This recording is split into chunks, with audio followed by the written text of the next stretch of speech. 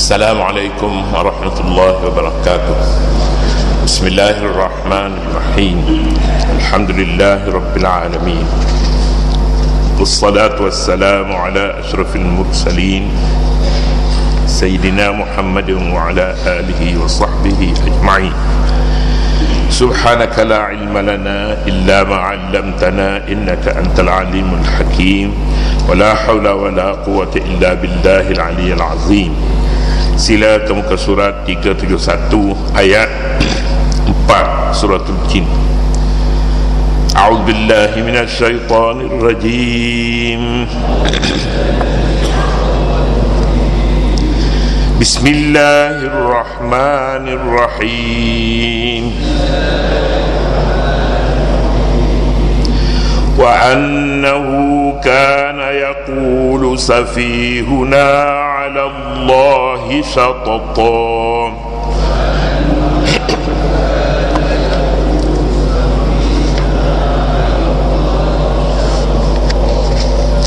Wa anna dhananna an lan taqula al-insu wal jinnu 'ala Allahi kadhiba.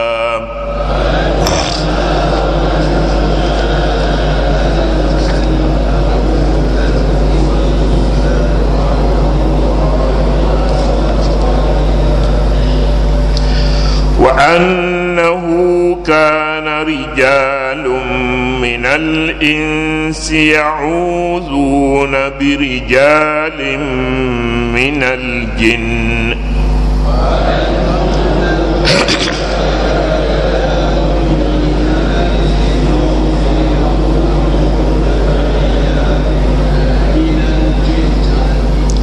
فزادوهم رهقا.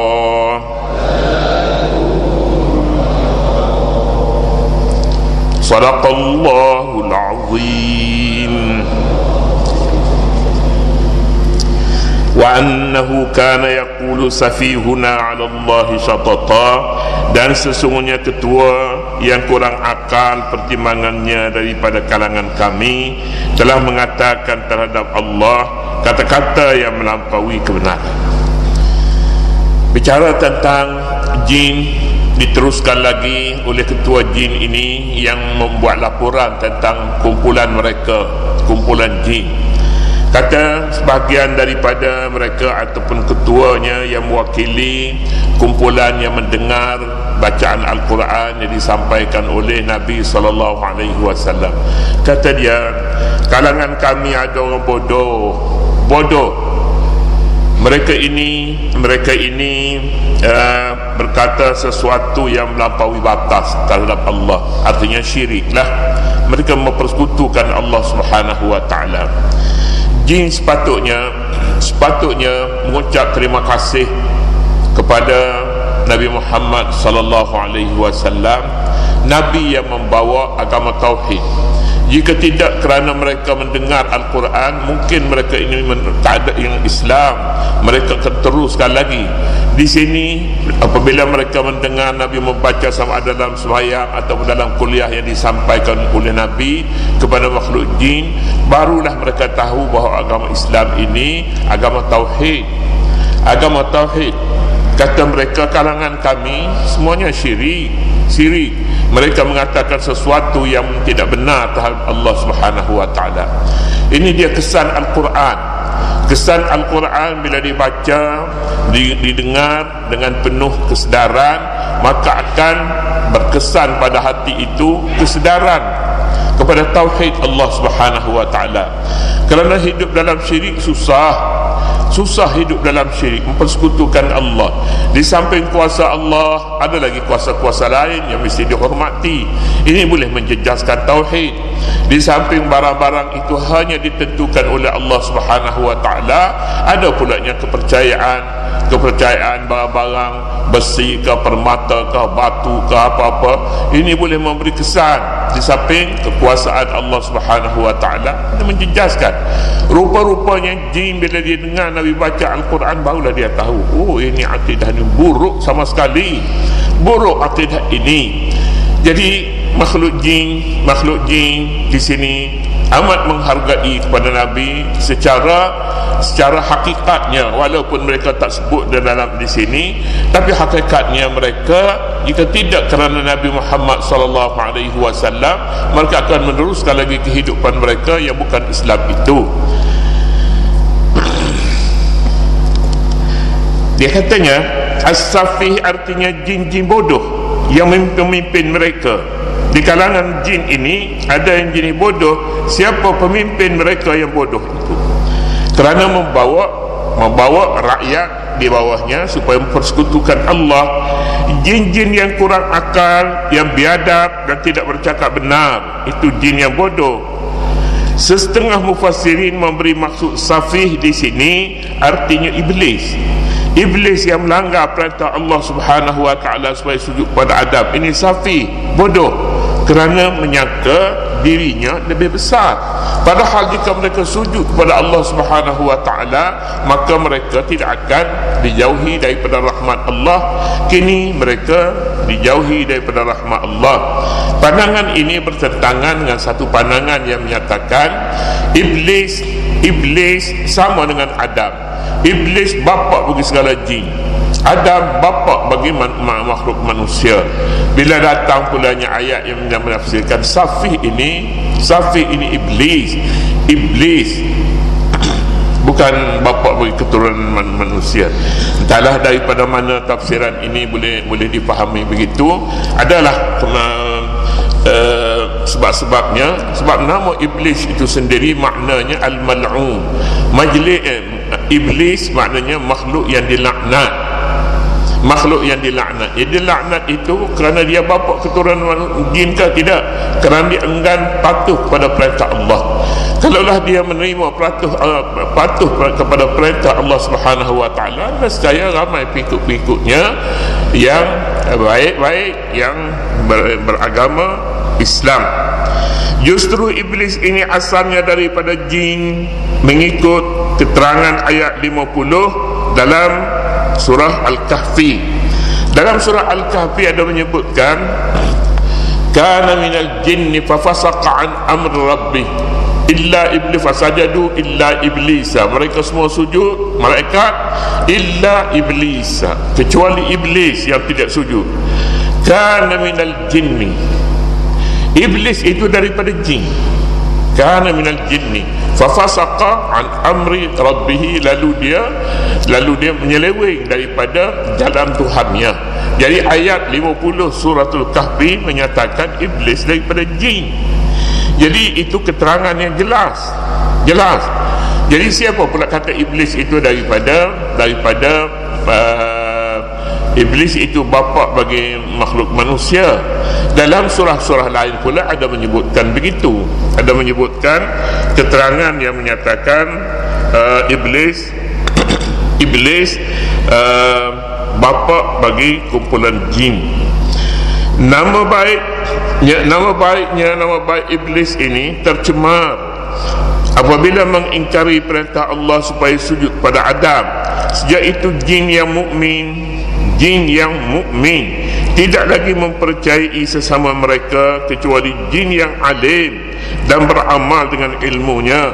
Jangan main-main juga jin itu. Di kalangan mereka ini ada kalangan ulama yang alim.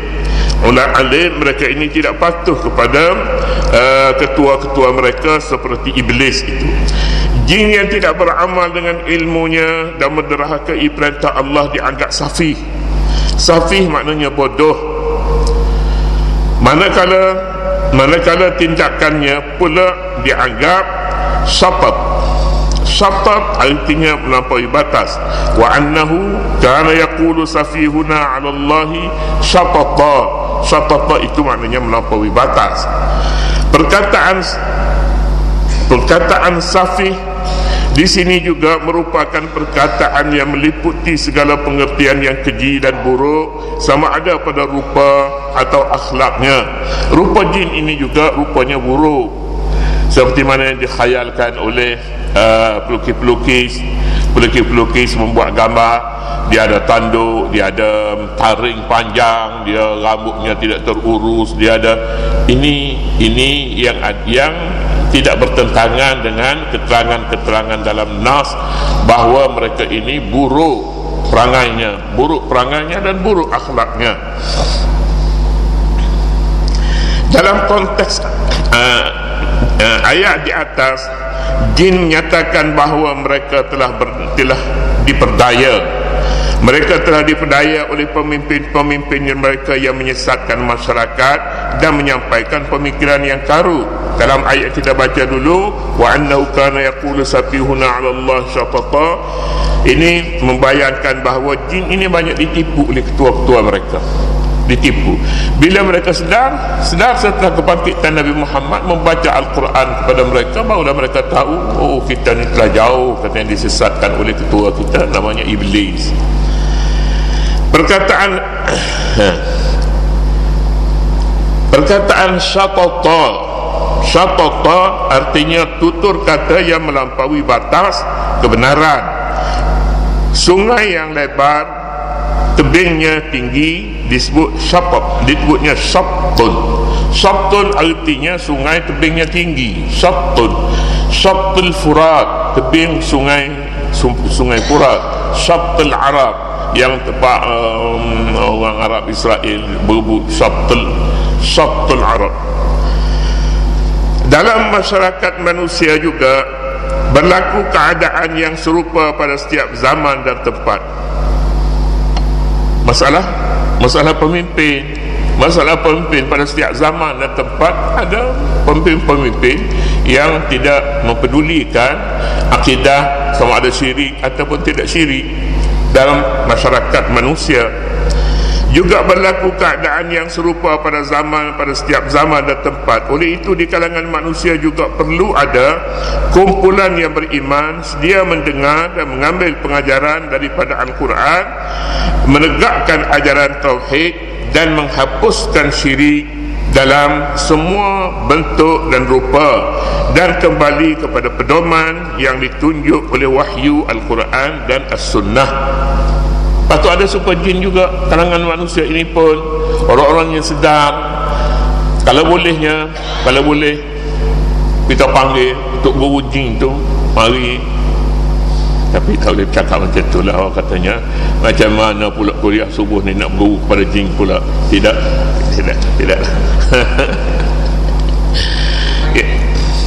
ya. Dia datang. Tak ada datang. Ya.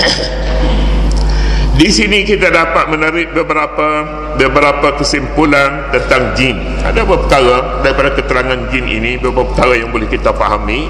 Pertama, jin bukan semuanya jahat, tetapi sebahagiannya ada baik dan ada yang beriman. Surah ini membetulkan anggapan yang salah sesetengah orang bahawa jin semuanya jahat. Tetapi untuk memastikan beza jahat di kalangan manusia ini, jahat daripada jin itu jahat mereka ni semula jadi jahat. Tapi sebab mengapa dia dianggap jahat? Kadang-kadangnya dia bergurau dengan kita lain daripada kita bergurau sesama kita. Dia bergurau dengan kita, dia cubit kalau dia cubit telinga anak kita baru beranak, adanya nama kumpulan jin. Satu kumpulan dia suka bermain dengan bayi yang baru lahir. Dalam hadis ada macam tu. Jadi jin ini namanya Ummus Sibyan. Ummus Sibyan ini jahat, dia tak boleh tengok budak-budak kecil. Oleh sebab itu anak-anak kecil Nabi SAW mengajar supaya ada tahnik tu dibuat oleh Nabi pasal Nabi itu baik, Nabi itu jin takut pada Nabi itu untuk guru. Dan Nabi buat boleh jadi yang Nabi buat tu tak serupa yang kita buat. Nabi dia kunyah-kunyah buah tamar, dia kunyah-kunyah, kemudian dia suap kepada bayi kecil. Ini pun di antara perkara yang diajar oleh Nabi SAW supaya melakukan tahnik yang kita baca, yang kita katakan belah mulut. Tapi bolehkah kita ni, saya satu perkara yang pandangan saya, tak ada orang seperti Nabi baik. Jadi kalau Nabi itu dia kunyah-kunyah, kemudian dia suap ke budak itu, bolehkah orang kita ni kunyah-kunyah kemudian dia suap pula? Suap ke? Dia macam-macam lah kita kata. Dia isap rokok, dia minum teh tarik, baru minum teh tarik, dia makan sirih, dia apa-apa ni tak sesuai. Dan yang kedua pula ini doktor pada di sini, doktor kata menerusi air liur ni, air liur dia boleh banyak penyakit dia boleh membawa, boleh berjangkit. Jadi teknik ini pun bukan tak percaya pada ustaz percaya dia, kita percaya pada ustaz, tapi ustaz ni pun dia banyak juga hak baru ustaz. Hak baru ustaz ni tak bolehnya hak baru ustaz ni. Hak ustaz lama dah pun dia katanya Nabi buat macam tu. Anta tidak Nabi. Kalau Nabi kita katanya tak apalah, tak apa. Air mulut Nabi tu, air mulut Nabi orang pernah pergi ngangor, orang Madinah ngangor supaya Nabi ludah dalam mulut dia. Macam tu. Bolehkah kita macam tu? Kita tak boleh macam tu. Kita banyak kuman kotor. Jadi oleh kerana itu perlu diberi perhatian lah. Kita sayang pada anak kita. Cukuplah kalau dia boleh tenyah-tenyah dengan tangan dia, kemudian dia suap mulut bayi, saya rasa sudah mencukupi.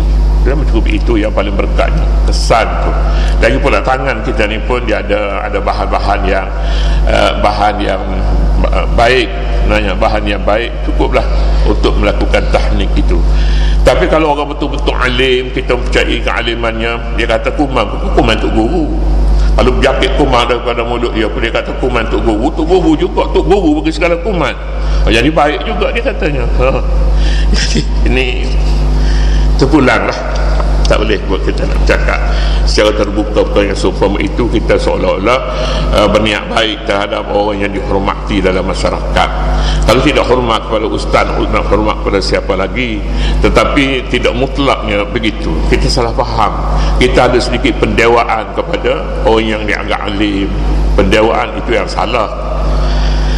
Kedua, jalan hidayat dan petunjuk tidak berhasil dengan hanya memiliki kitab dan menunjuk pedoman yang lurus, tetapi hendaklah dengan adanya pertemuan mesra antara akal dan perutusan Allah dan perhatian yang cukup terhadap ayat-ayat Allah serta penelitian yang cukup kepada makna dan kandungannya.